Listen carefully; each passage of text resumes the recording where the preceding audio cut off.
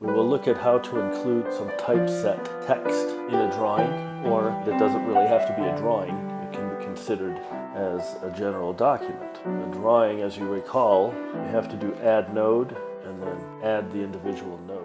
And always remember to be in the top view and in the PNG output format to display drawings in Tasty. So here's our drawing, and I think what we'll do is we'll split this top view in half and put a text block on one side and have the trimetric view be on the other side. We'll pull some information out of the model and list it in a table over here. So first let's take the tri view and specify a width, and we'll bring the center over to the left by half the child width. And that should leave us with a blank area.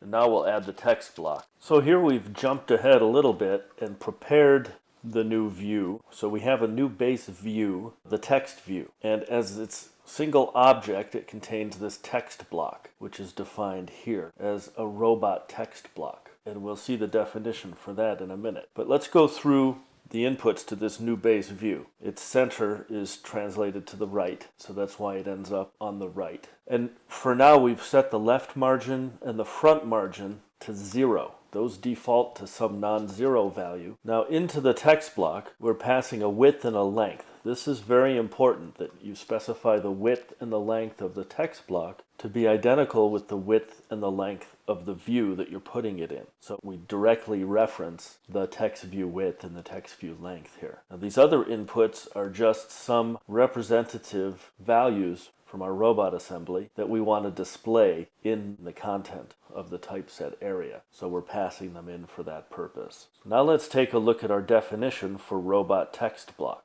And I'll use meta dot here to jump down to the definition. So the first thing we see is this mixes in typeset block. Typeset block is a primitive defined by GDL that takes as its main protocol a function called content. And in this function content, we use a type of markup language which is provided by the CL typesetting library. That's a free open source third-party library, and we'll take a look at that in a minute. All the operators start with TT colon. That's the package TT, which is a nickname for typeset. And the first thing that has to be in this content is a compile text. And then within the compile text, we have our actual content. So to step through this, first thing this is doing is setting the overall font and font size. The next thing is a vertical space of 100. That's why we see we have some vertical space down to where this starts. Then we have a paragraph specifying a title. Then we come into a table. And a table takes column widths, which is a list of numbers depending on how many columns you want. So in this case, we've specified 2 numbers, and the total of these 2 numbers have to equal or be less than the width if that table is expected to fit. And now we can go through a list of each slot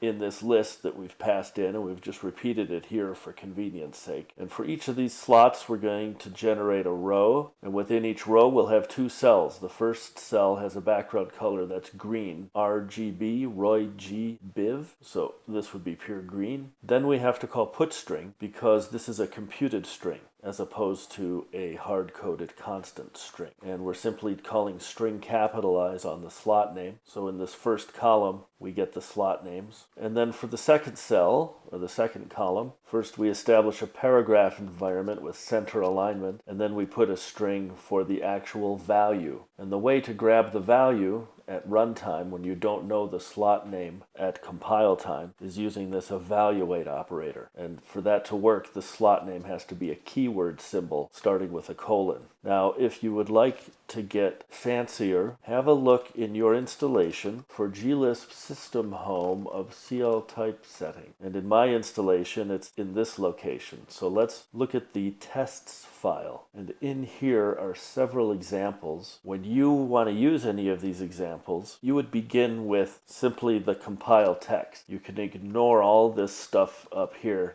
if all you want to do is a typeset block, because you're not making your own page. You would begin with this part here, compile text, and that would go in the same place as this stuff in our content. So see where that starts with the compile text? So you would do a similar thing to where this compile text is.